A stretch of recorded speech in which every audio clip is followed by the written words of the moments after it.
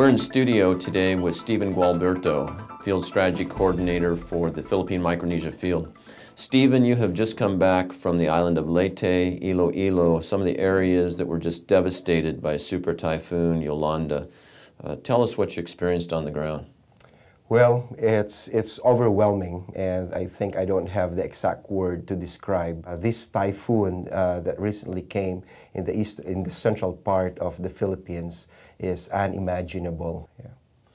Now, when we had the opportunity to survey the area from the air, something that struck me was just the miles and miles and miles of devastation. Our churches, many of them, we could see where the church used to stand, but the church has been flattened. But even though, in the midst of this, the church buildings are flattened, what are you noticing about the church?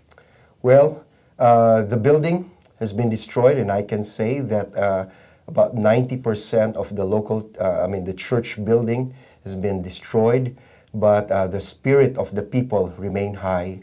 And you know, when we went there, they welcomed us. They're still smiling, cooking food for us. You know, we are supposed to bring food for them, but they are the one who's preparing food for us. And whatever they have, I know that they are traumatized. You know, but you can see the spirit is still there, and I know that God is working in their lives.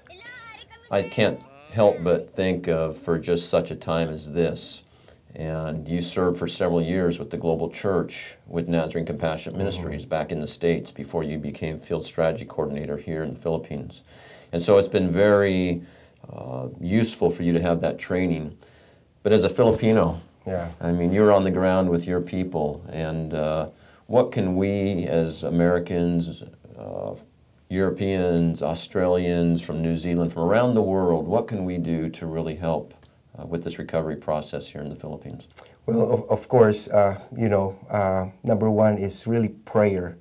The material things are very much important, but the number one we need is praying for those people, and also acknowledging that these people, although they are affected, I don't consider them as victims, but they can also do some things to help themselves recover. And so we need to acknowledge the resiliency of the Filipino people. We don't look at them as victims, but also even a partner, and be able to affirm to them that they can do something, you know, and instead of them, or instead of us creating dependency that, hey, we are here, we are your kind of a Messiah complex or a Savior complex, you know, that we are here to help you. But no, we are here to come alongside with you, and together we will be able to surpass these things and be able to recover. All right, so what I hear you saying, one of the biggest things people can do is just pray. Yeah. Pray and continue to encourage. Yeah, well, although that we are overwhelmed by the disaster that had happened, not only the Typhoon Yolanda, but even for the past 3 months that we have been doing a lot of disaster response from armed conflict, earthquakes, and a lot of typhoon.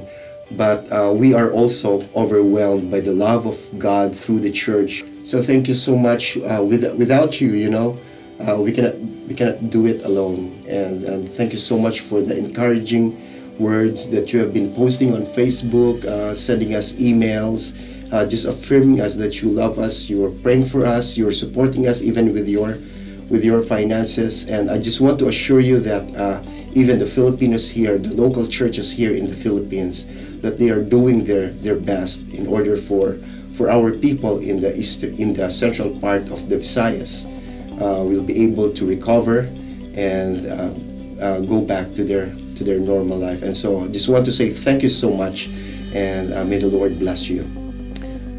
This is Todd with Field Strategy Coordinator Stephen Gualberto reporting for WMC News, Manila.